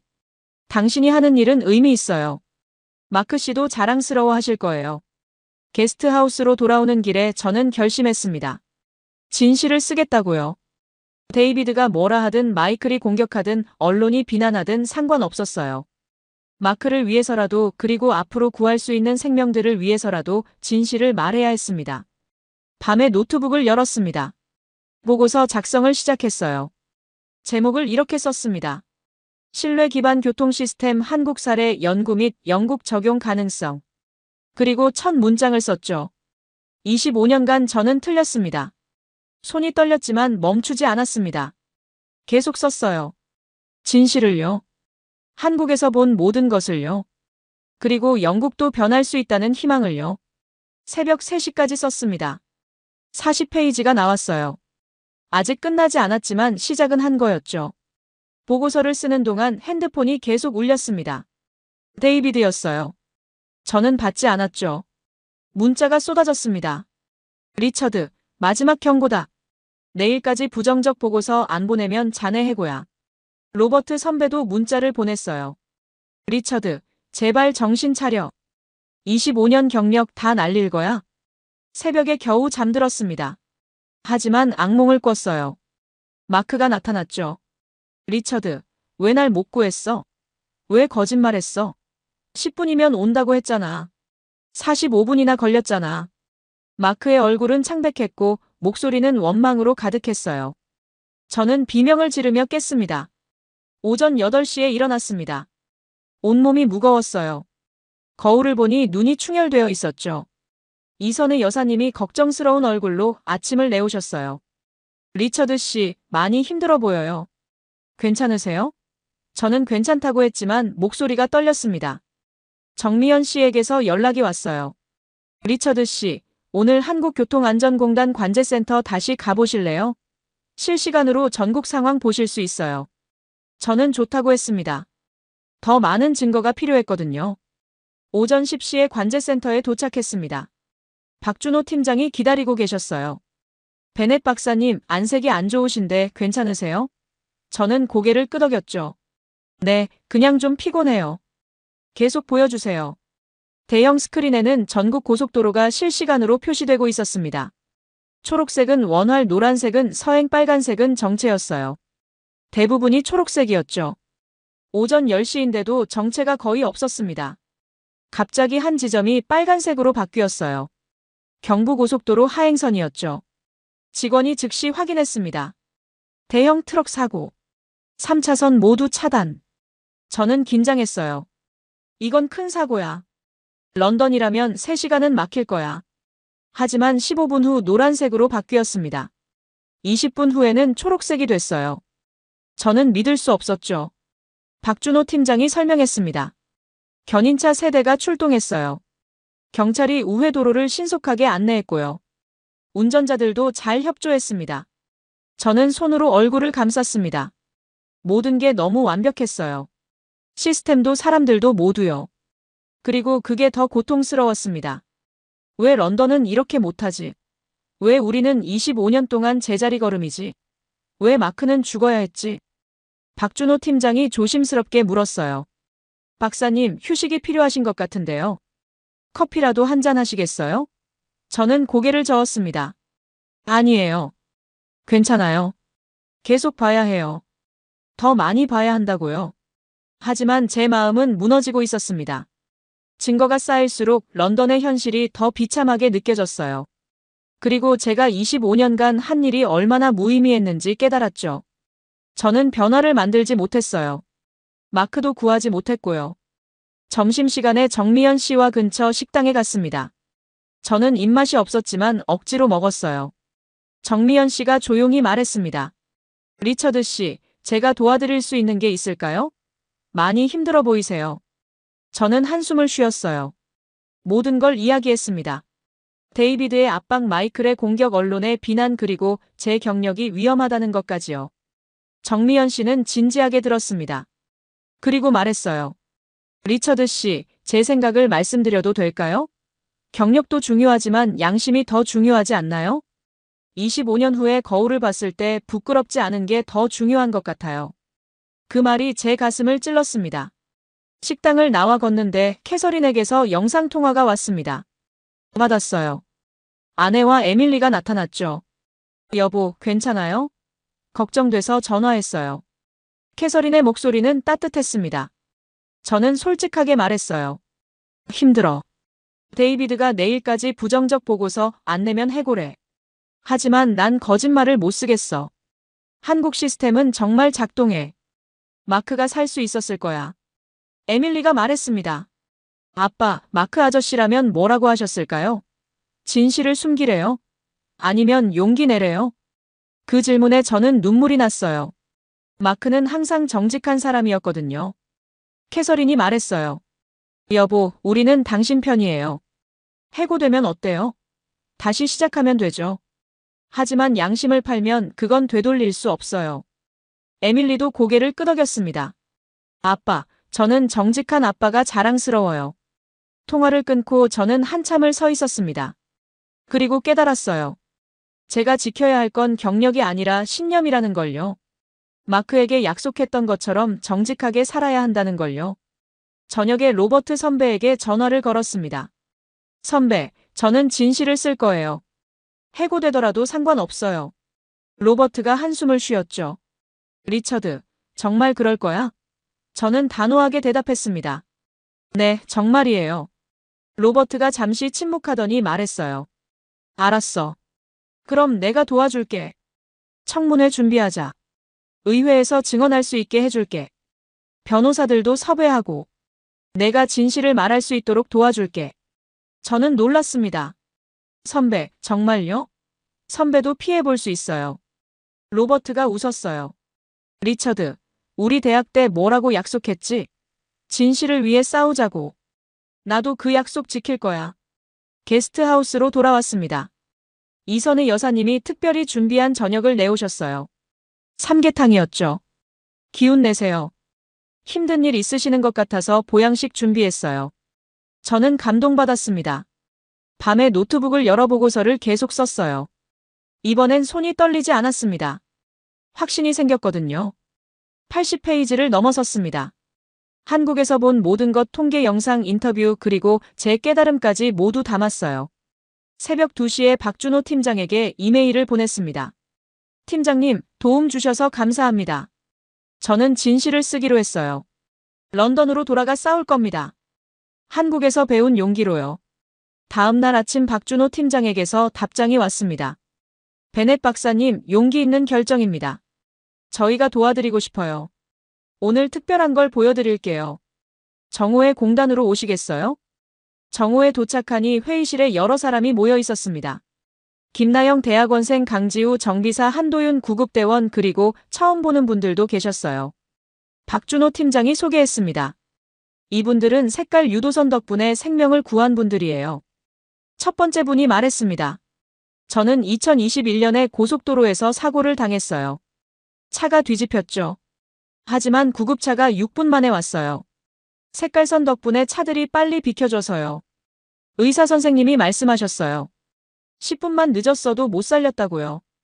두 번째 분은 중년 여성이었습니다. 제 남편이 심장마비로 쓰러졌어요. 서울 시내였는데 구급차가 8분 만에 왔어요. 차들이 다 비켜줬거든요. 지금 남편은 건강하게 회복했어요. 손자도 봤고요. 세 번째는 젊은 남성이었어요. 저는 오토바이 사고를 당했어요. 다리가 부러지고 출혈이 심했죠. 하지만 구급차가 정말 빨리 왔어요. 지금은 완전히 나았고 다시 일하고 있어요. 한 분 한 분의 이야기를 들으며 저는 울었습니다. 이분들은 모두 마크였어요. 마크가 될 수 있었던 사람들이었죠. 만약 런던에도 이 시스템이 있었다면 마크도 저 자리에 앉아 있을 수 있었을 거예요. 박준호 팀장이 말했습니다. 베넷 박사님, 이분들이 당신께 드리고 싶은 게 있대요. 한 분이 봉투를 건넸어요. 열어보니 편지들이 들어 있었습니다. 영어로 쓰인 감사 편지였어요. 베넷 박사님께 당신이 영국에 이 시스템을 도입하려고 노력하신다고 들었어요. 감사합니다. 당신 덕분에 영국에서도 많은 생명이 구해질 거예요. 우리가 살았던 것처럼요. 당신은 영웅입니다. 저는 편지를 읽으며 눈물을 멈출 수 없었습니다. 정미연 씨가 물티슈를 건넸어요. 박준호 팀장이 조용히 말했습니다. 박사님, 당신이 하는 일은 정말 중요해요. 포기하지 마세요. 오후에 최민수 카페에 갔습니다. 그에게 모든 이야기를 했어요. 편지들도 보여줬죠. 최민수 씨가 말했습니다. 리처드 씨, 당신은 이미 이기고 있어요. 진실을 선택했으니까요. 저는 물었어요. 하지만 데이비드는 저를 해고할 거예요. 마이클은 계속 공격할 거고요. 최민수 씨가 미소를 지었습니다. 그래도 당신은 이긴 거예요. 양심을 지켰으니까요. 그게 진짜 승리예요. 저녁에 게스트하우스로 돌아왔습니다. 데이비드에게 이메일을 보냈어요. 부국장님, 보고서 완성했습니다.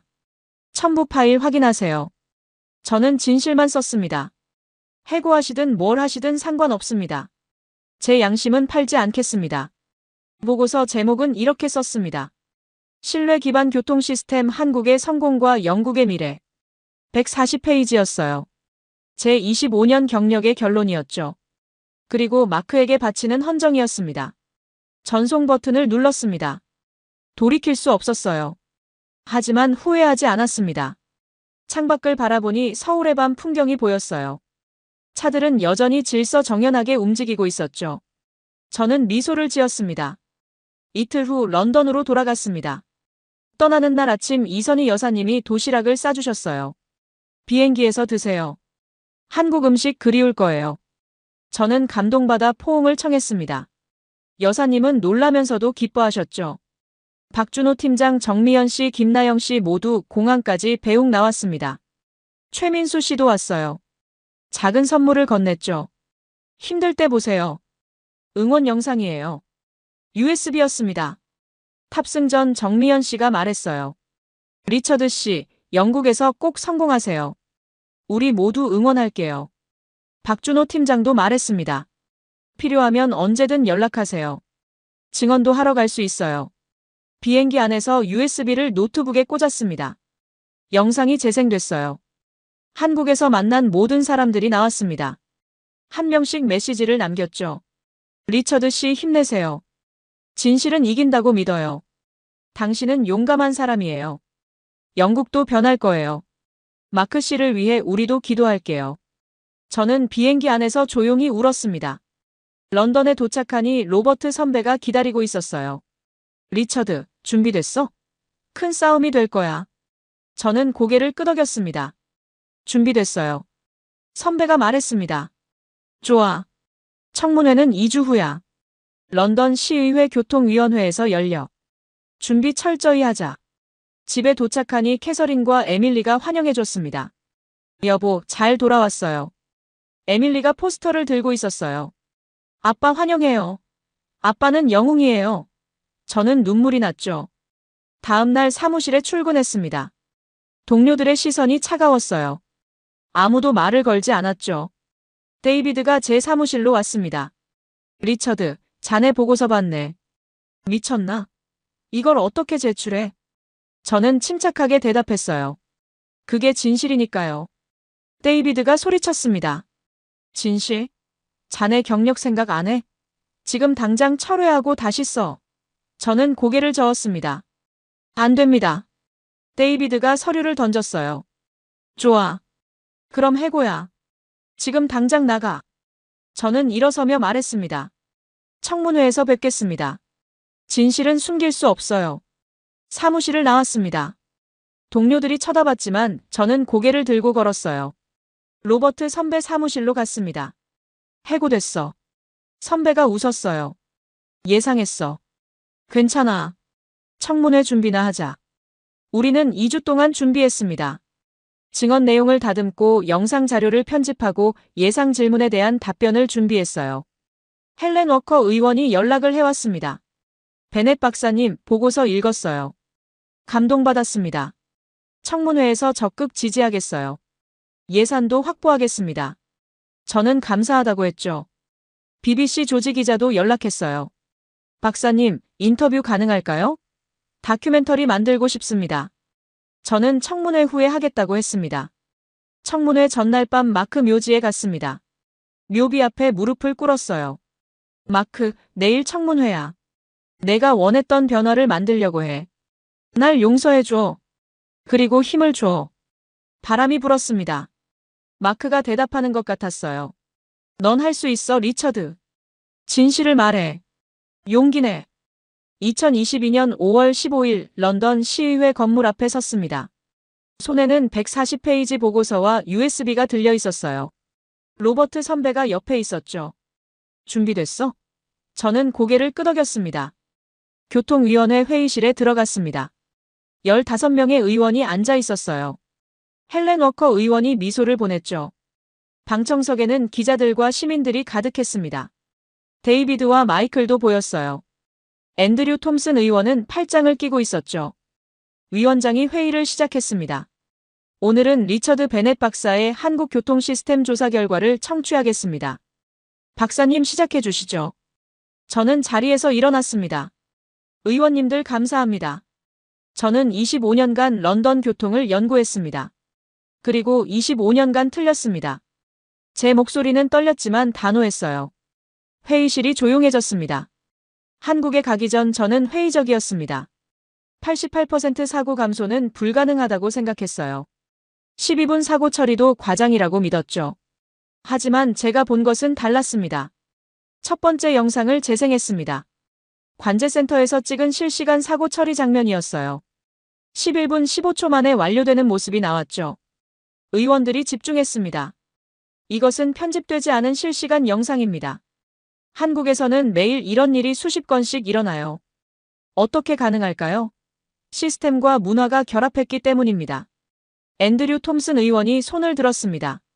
박사님, 그게 한국에서 가능하다고 영국에서도 가능하다는 보장이 있습니까? 문화가 다르지 않습니까? 저는 준비된 답변을 했어요. 의원님 맞습니다. 문화가 다릅니다. 하지만 문화는 만들 수 있어요. 한국도 20년 전엔 달랐습니다. 교통사고 사망률이 높았고 정체도 심했어요. 하지만 변했습니다. 두 번째 영상을 재생했습니다. 서울 강남대로에서 제가 직접 촬영한 구급차 장면이었어요. 48초 만에 길이 열리는 모습이 나왔죠. 회의실에서 탄성이 나왔습니다. 이것은 제가 직접 촬영한 겁니다. 48초입니다. 런던에서는 얼마나 걸릴까요? 평균 15분입니다. 그 차이가 생명을 구합니다. 데이비드가 일어났습니다. 위원장님, 베넷 박사는 객관성을 잃었습니다. 그는 감정에 휩쓸려 비현실적인 제안을 하고 있어요. 예산도 과다하게 들고요. 저는 침착하게 대답했어요. 부국장님, 제 제안은 2,500만 파운드입니다. 작년 교통사고로 인한 사회적 비용이 30억 파운드였어요. 투자 대비 효과가 명확합니다. 헬렌 워커 의원이 말했습니다. 박사님, 구체적인 실행 계획을 설명해 주시겠어요? 저는 준비한 자료를 펼쳤습니다. 1단계 M1, M25, M40 교차점에 색깔선 설치. 2단계 시민 참여 캠페인 Save a Life Give Away. 3단계 구급대 경찰과 협업 시스템 구축. 4단계는 효과 측정과 전국 확대입니다. 앤드류 톰슨 의원이 다시 손을 들었습니다. 박사님, 그래도 문화 차이는 극복하기 어렵습니다. 영국 국민성이 한국과 다르지 않습니까? 그의 목소리에는 회의가 가득했어요. 저는 심호흡을 했습니다. 개인적인 이야기를 할 시간이었어요. 의원님들 제게는 친구가 있었습니다. 마크라는 이름의 절친이었죠. 제 목소리가 떨렸습니다. 7년 전 5월 15일 마크가 심장마비로 쓰러졌습니다. 저는 구급차를 불렀어요. 10분이면 온다고 안심시켰죠. 하지만 45분이 걸렸습니다. 교통정체 때문에요. 회의실이 숙연해졌습니다. 저는 계속했어요. 마크는 전화로 말했어요. 리처드 캐서린한테 사랑한다고 전해줘. 루시한테도. 그리고 미안해 약속 못 지켜서. 우리 낚시 가기로 했잖아. 제 눈에서 눈물이 흘렀습니다. 하지만 멈추지 않았어요. 병원에서 의사가 말했습니다. 15분만 빨리 왔어도 살릴 수 있었다고요. 마크는 44살이었어요. 딸 루시는 8살이었죠. 방청석에서 훌쩍이는 소리가 들렸습니다. 헬렌 워커 의원의 눈에도 눈물이 맺혀 있었어요. 저는 말을 이었습니다. 만약 그날 런던이 한국 같았다면, 만약 구급차가 48초 만에 길을 찾았다면, 만약 10분 만에 도착했다면 마크는 지금 살아있었을 겁니다.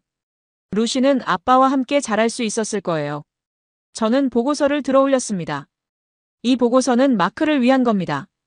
그리고 앞으로 구할 수 있는 모든 생명을 위한 거예요. 영국도 변할 수 있습니다. 기술도 중요하지만 더 중요한 건 우리의 선택입니다. 세 번째 영상을 재생했습니다. 한국팀이 보낸 메시지 영상이었어요. 박준호 팀장이 나타났습니다. 베넷 박사님, 영국도 할 수 있어요. 진실을 말해주셔서 감사합니다. 정미연 씨가 나왔습니다. 리처드 씨, 우리 모두 응원해요. 영국이 변하는 걸 보고 싶어요. 최민수 씨도 나왔죠. 마크 씨를 위해서라도 포기하지 마세요. 한도윤 구급대원이 나타났습니다. 저는 15년간 구급대원으로 일했어요. 색깔선 덕분에 100명 넘게 구했습니다. 영국도 이 시스템을 도입하면 많은 생명을 구할 수 있어요. 마지막으로 생존자들이 나왔습니다. 감사합니다, 베넷 박사님. 당신 덕분에 우리가 살았어요. 영국 사람들도 우리처럼 살 수 있게 해주세요. 한 아이가 그림을 들고 있었어요. 구급차와 색깔선이 그려진 그림이었죠. 영상이 끝났습니다. 회의실이 조용했어요. 그리고 누군가 박수를 치기 시작했습니다. 헬렌 워커 의원이었어요. 그 박수가 퍼져나갔습니다. 방청석에서 의원석으로 회의실 전체로요. 저는 자리에 앉았습니다. 몸이 떨렸어요. 로버트 선배가 어깨를 두드려줬죠. 잘했어, 리처드. 정말 잘했어. 캐서린과 에밀리가 방청석에서 손을 흔들고 있었습니다. 위원장이 말했습니다. 베넷 박사님, 용기 있는 증언 감사합니다. 위원회는 이 제안을 진지하게 검토하겠습니다. 투표를 실시하겠습니다. 제 심장이 두근거렸습니다. 이제 결과만 남았어요. 마크, 이 순간을 지켜봐줘. 우리가 해냈어. 위원장이 말했습니다. 베넷 박사의 제안에 대해 투표하겠습니다. 찬성하시는 분은 손을 들어주세요. 저는 눈을 감았어요. 기도하는 마음이었죠. 눈을 떴습니다. 손이 올라가고 있었어요. 헬렌 워커 의원, 그리고 또 한 명, 3명, 6명. 저는 숨을 죽였습니다. 7명, 8명. 위원장이 세었습니다. 찬성 8표. 반대하시는 분? 앤드류 톰슨 의원과 2명이 손을 들었어요. 반대 3표. 기권 4표. 찬성이 과반수입니다. 제안이 승인되었습니다. 저는 믿을 수 없었어요. 로버트 선배가 저를 껴안았습니다. 해냈어. 정말 해냈어. 방청석에서 환호성이 터졌죠. 캐서린과 에밀리가 울면서 웃고 있었어요. 헬렌 워커 의원이 다가왔습니다. 박사님, 축하합니다. 예산 확보는 제가 맡겠어요. 이 프로젝트를 꼭 성공시키겠습니다. 저는 감사하다고 말했죠. 회의실을 나왔습니다. 복도에 기자들이 기다리고 있었어요. 조지 브라운 BBC 기자가 마이크를 들이댔습니다. 박사님, 소감이 어떠세요? 저는 대답했어요. 이건 제 승리가 아닙니다. 진실의 승리예요. 그리고 앞으로 구해질 생명들의 승리입니다. 마크, 제 친구를 위한 승리이기도 하고요. 밖으로 나왔습니다. 런던의 하늘은 여전히 회색이었어요. 비가 내리기 시작했죠. 하지만 제 마음은 맑았습니다. 캐서린이 우산을 씌워줬어요. 여보, 정말 자랑스러워요. 에밀리가 말했습니다. 아빠, 마크 아저씨도 자랑스러워 하실 거예요. 저는 하늘을 올려다봤습니다. 마크, 봤어? 우리가 해냈어. 내가 원했던 변화를 시작했어. 저녁에 집으로 돌아왔습니다. 핸드폰을 확인했어요. 한국에서 축하 메시지들이 쏟아져 있었습니다. 박준호 팀장, 정미연 씨, 김나영 씨, 최민수 씨 모두요. 박준호 팀장의 메시지를 읽었습니다. 베넷 박사님, 축하합니다. 영국 뉴스로 봤어요. 정말 감동적이었습니다. 필요하면 언제든 도와드릴게요. 한국팀 모두 응원합니다. 저는 답장을 보냈어요. 팀장님 덕분입니다. 한국에서 배운 용기로 이뤘어요. 감사합니다. 언젠가 다시 찾아뵙겠습니다. 밤에 노트북을 열어 BBC 뉴스를 봤습니다. 제 청문회가 헤드라인이었어요. 영국 교통 전문가 한국 시스템 도입 성공. 감동적 증언으로 의회 설득. 댓글들을 읽었습니다. 이번엔 달랐어요. 정말 감동적이었다. 나도 앞으로 구급차 오면 비켜줘야겠다. 마크라는 친구분을 위해서라도 성공했으면 좋겠다. 베넷 박사 존경한다. 여론이 바뀌고 있었습니다. 진실의 힘이었어요. 데이비드에게서 이메일이 왔습니다. 리처드, 자네가 옳았네. 미안하네. 복직 제안을 받아주겠나? 저는 답장을 보냈어요. 부국장님 복직은 감사하지만 거절하겠습니다. 저는 새로운 길을 가려고요. 이 프로젝트에 전념하고 싶습니다. 데이비드는 이해한다고 답했죠. 자기 전에 마크 사진을 꺼내봤습니다. 웃고 있는 그의 얼굴이 보였어요. 마크, 우리가 시작했어. 긴 여정이 될 거야. 하지만 포기하지 않을게. 약속해. 일주일 후 프로젝트 팀이 구성됐습니다. 저는 공동 책임자로 임명됐어요. 헬렌 워커 의원이 또 다른 책임자였죠. 팀원으로 톰 윌슨 구급대원 엔지니어 3명 교통 전문가 2명이 합류했습니다. 첫 회의를 열었어요. 헬렌 의원이 말했습니다. 예산은 2,500만 파운드로 확정됐어요. M1, M25, M40 세 곳의 주요 교차점에서 시작합니다. 공사는 석 달 후 시작해요. 저는 발표했습니다. 한국팀의 기술 자문을 받기로 했어요. 박준호 팀장과 김나영 박사가 다음 달에 런던을 방문합니다. 직접 시스템 설치를 도와주실 거예요. 톰 윌슨이 말했습니다. 구급대원들 교육도 필요해요. 새 시스템에 맞는 대응 매뉴얼을 만들어야 합니다. 저는 동의했죠. 한국 구급대원 한도윤 씨에게도 자문을 구하겠습니다. 시민 참여 캠페인도 기획했어요. Save a life, give away. 포스터를 만들고 TV 광고를 제작했습니다. 마크의 이야기도 담기로 했어요. 캐서린이 동의해줬죠. 한 달 후 박준호 팀장과 김나영 박사가 런던에 도착했습니다. 공항에서 반가운 제외를 했어요. 베넷 박사님, 다시 뵙게 되어 영광입니다. 박준호 팀장이 악수를 청했죠. 저는 그들을 프로젝트 사무실로 안내했습니다. 김나영 박사가 기술 자료를 펼쳤어요. 색깔선 설치 기준, 페인트 종류, 반사판 위치 등 세세한 것까지 설명했습니다. 주말에 제 집으로 초대했어요. 캐서린이 저녁을 준비했죠. 에밀리는 한국어로 인사를 연습했습니다.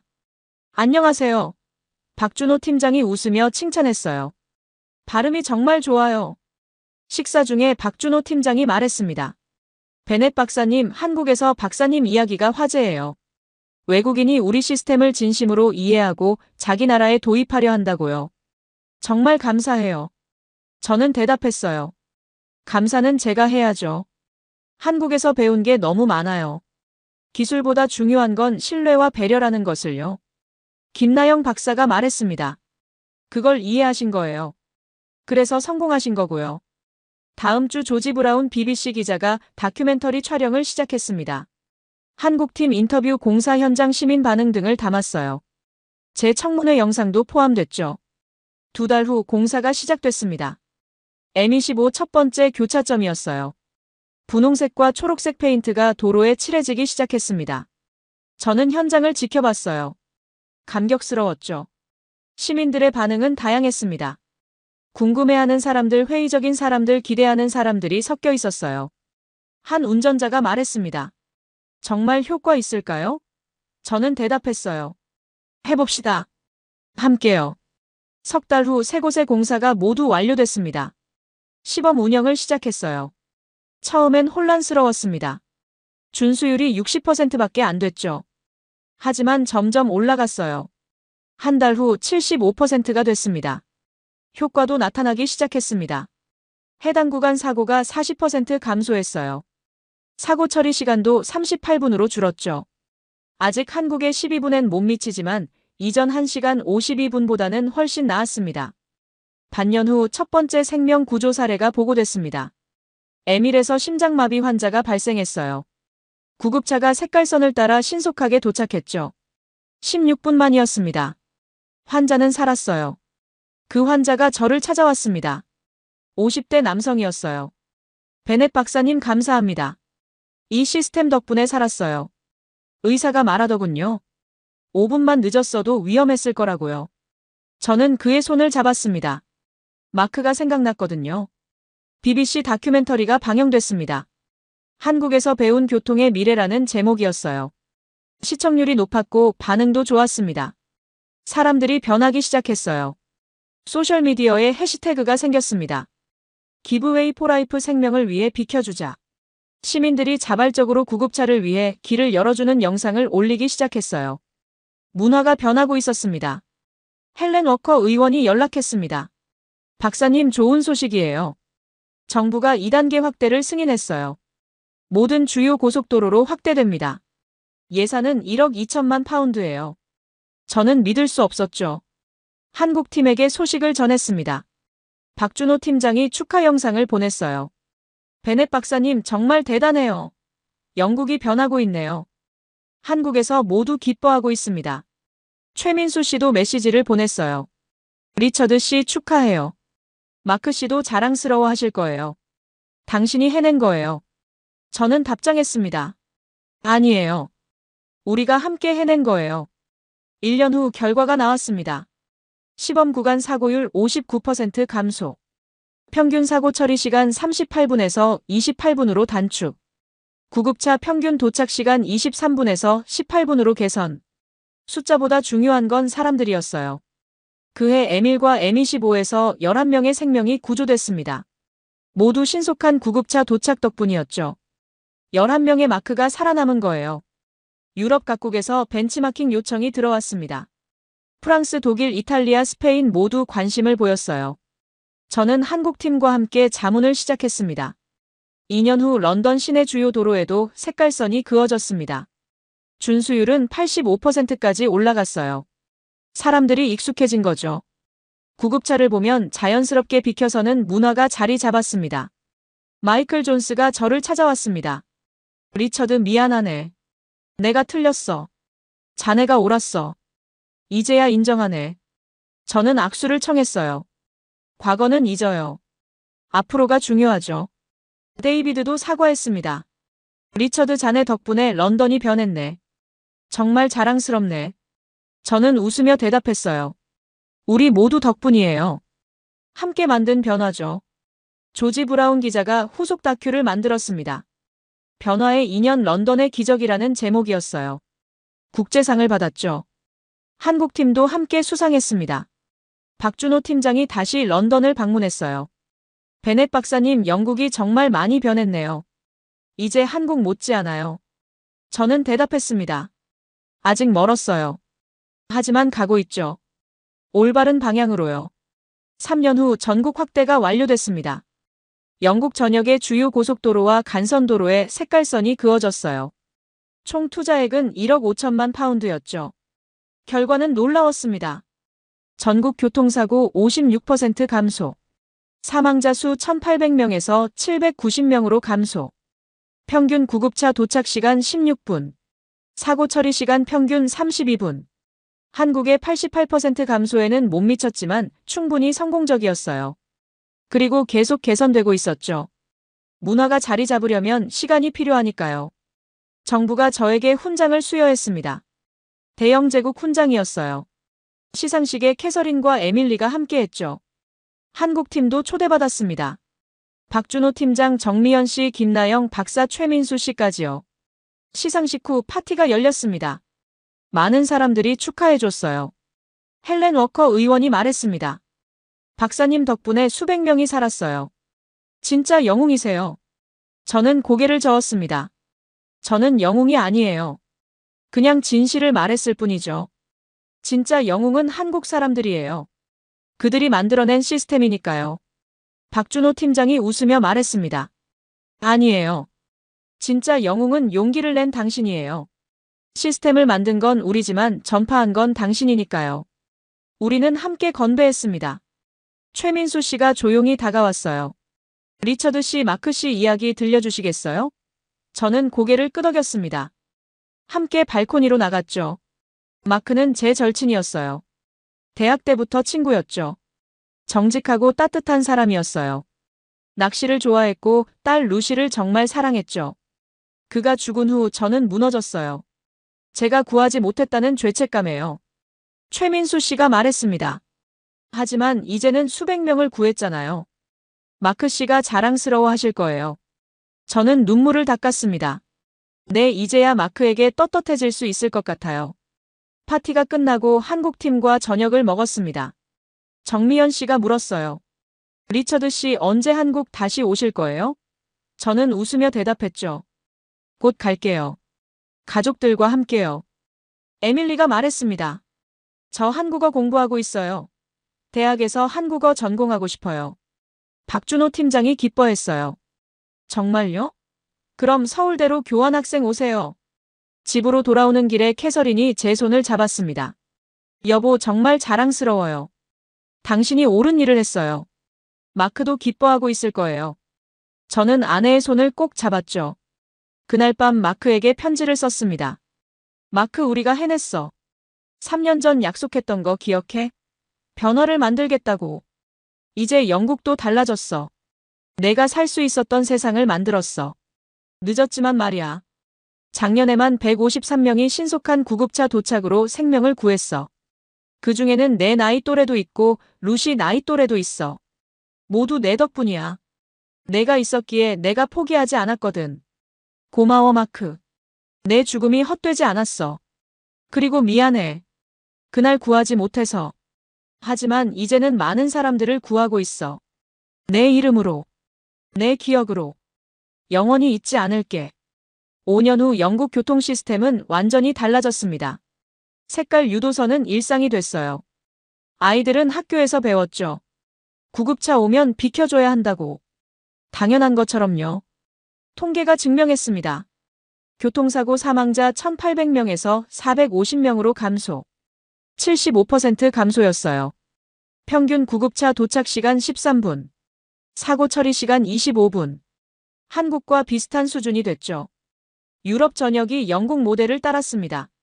프랑스, 독일, 이탈리아, 스페인 모두 색깔선을 도입했어요. 저는 유럽교통안전위원회 자문으로 일했습니다. 한국팀과 함께요. 에밀리는 서울대 교환학생이 됐습니다. 1년간 한국에서 공부했어요. 박준호 팀장 가족이 돌봐줬죠. 방학 때 우리도 한국을 방문했습니다. 인천공항에 도착하니 많은 분들이 마중 나와 있었어요. 박준호 팀장, 정미연 씨, 김나영 교수님, 강지우 사장님, 한도윤 대장님, 이선희 여사님, 최민수 씨까지요. 5년 만에 재회였습니다. 이선희 여사님이 저를 껴안으셨어요. 리처드 씨, 보고 싶었어요. 여사님, 게스트하우스는 여전히 운영 중이었죠. 우리는 그곳에 묵기로 했습니다. 박준호 팀장이 특별한 곳으로 안내했습니다. 한국교통안전공단 로비였어요. 벽면에 전시물이 있었죠. 신뢰 기반 교통 시스템의 세계화라는 제목이었습니다. 사진들이 걸려 있었어요. 한국의 색깔선, 영국의 도입 과정, 유럽으로의 확산. 그리고 제 사진도 있었습니다. 청문회에서 증언하는 모습이었죠. 아래 설명이 적혀 있었어요. 리처드 베넷 박사. 영국 교통 전문가. 25년간 틀렸다는 용기 있는 고백으로 영국과 유럽의 교통 문화를 바꿨다. 친구 마크를 기리며 수천 명의 생명을 구했다. 저는 눈물이 났습니다. 박준호 팀장이 말했습니다. 베넷 박사님, 당신은 영웅이에요. 한국에서 배운 걸 세계에 전파했으니까요. 저는 고개를 저었죠. 영웅은 여러분이에요. 가르쳐 주셔서 감사합니다. 최민수 카페에 갔습니다. 5년 전 그 자리, 그 테이블에 앉았어요. 최민수 씨가 커피를 내려줬습니다. 여전히 정성스러웠죠. 리처드 씨, 5년 동안 정말 많이 바뀌셨네요. 최민수 씨가 말했어요. 처음 왔을 때는 힘들어 하셨는데 지금은 여유로워 보여요. 저는 웃었습니다. 마음의 짐을 내려놨거든요. 서울 거리를 걸었습니다. 5년 전 구급차를 봤던 그 자리에 섰어요. 다시 사이렌이 들렸습니다. 차들이 비켜섰죠. 여전히 완벽했어요. 캐서린이 제 손을 잡았습니다. 에밀리가 말했습니다. 아빠, 제가 나중에 교통 전문가가 되면 아빠처럼 할 거예요. 진실을 말하고 변화를 만들 거예요. 저는 딸을 껴안았죠. 내가 자랑스럽다. 마지막 날 마크 이야기를 한국팀에게 했습니다. 모든 것을 솔직하게요. 어떻게 그를 잃었는지, 얼마나 죄책감에 시달렸는지, 어떻게 용기를 냈는지요. 박준호 팀장이 말했습니다. 마크 씨를 위해 묵념하겠습니다. 모두가 일어나 고개를 숙였어요. 1분간의 침묵. 그리고 박수. 마크를 위한 박수였습니다. 2027년 5월 15일 마크가 죽은 지 12년이 됐습니다. 저는 매년 이날 그의 묘지를 찾아갔어요. 올해는 특별했죠. 캐서린과 에밀리 그리고 루시도 함께였습니다. 루시는 이제 20살이 됐어요. 대학생이었죠. 마크를 닮아 밝고 따뜻한 성격이었습니다. 리처드 아저씨 감사해요. 아빠를 위해 해주신 일들요. 저는 마크 묘비 앞에 무릎을 꿇었습니다. 마크 12년이 됐어. 참 많은 일이 있었지. 내가 원했던 변화를 만들었어. 영국도 유럽도 이제 달라졌어. 작년에만 유럽 전역에서 2,300명이 신속한 구급차 도착으로 생명을 구했어. 모두 내 덕분이야. 내가 있었기에 내가 포기하지 않았거든. 내 죽음이 이 모든 생명을 구한 거야. 루시가 편지를 읽었습니다. 아빠, 저는 이제 어른이 됐어요. 아빠가 보고 싶어요. 하지만 아빠가 자랑스러워요. 아빠 덕분에 많은 사람들이 살았어요. 리처드 아저씨가 말씀해 주셨어요. 저는 아빠를 기억할게요. 영원히요. 우리는 묘지에 꽃을 놓았습니다. 한국에서 가져온 무궁화였어요. 박준호 팀장이 보낸 거였죠. 마크를 위해서요. 캐서린이 말했습니다. 마크 고마워. 리처드를 변하게 해줘서. 묘지를 나와 공원을 걸었습니다. 에밀리가 말했어요. 아빠, 저 졸업하면 교통안전 분야에서 일하고 싶어요. 아빠처럼 사람들을 구하고 싶어요. 저는 딸의 어깨를 감쌌습니다. 집으로 돌아와 박준호 팀장에게 영상통화를 걸었습니다. 한국팀이 모두 나타났어요. 베넷 박사님, 마크 씨 기일이죠? 저희도 기억하고 있어요. 화면에 촛불이 보였습니다. 최민수 씨가 말했습니다. 리처드 씨, 마크 씨는 자랑스러워 하실 거예요. 당신이 해낸 일들을요. 정미연 씨가 덧붙였어요. 저희도 자랑스러워요. 리처드 씨를 알게 돼서요. 그날 밤 마지막 편지를 썼습니다. 마크에게 보내는 편지였어요. 마크, 이제 이 편지로 마지막이야. 더 이상 미안하다고 말하지 않을게. 대신 고맙다고 말할게. 내가 가르쳐 준 거 있잖아. 정직하게 살라고. 용기 내라고. 포기하지 말라고. 그 가르침 덕분에 여기까지 왔어. 2,300명을 구했어. 아니, 내가 구한 거야. 내 죽음이 그들을 살렸어. 이제는 평안히 쉬어. 내 목까지 잘 살게. 그리고 언젠가 다시 만나면 자랑스럽게 말할 수 있을 거야. 나 잘 살았어, 마크. 내 가르침대로 살았어. 고마워, 내 친구. 편지를 접어 서랍에 넣었습니다. 창밖을 바라봤어요. 런던의 밤 풍경이 보였습니다. 도로의 색깔선이 선명하게 빛나고 있었죠. 차들은 질서정연하게 흐르고 있었어요. 갑자기 사이렌 소리가 들렸습니다. 구급차였어요. 차들이 즉시 비켜섰습니다. 1분도 안 걸렸죠. 구급차는 신속하게 지나갔습니다. 저는 미소를 지었습니다. 마크 봤어? 런던도 이제 한국 같아. 내가 원했던 세상이야. 25년간 틀렸던 내가 이제는 옳은 길을 가고 있어. 한국에서 배운 진정한 선진국의 의미. 그것은 서로를 신뢰하는 마음이었어. 캐서린이 다가왔습니다. 여보, 뭐해요? 저는 아내를 안았어요. 그냥 생각하고 있었어.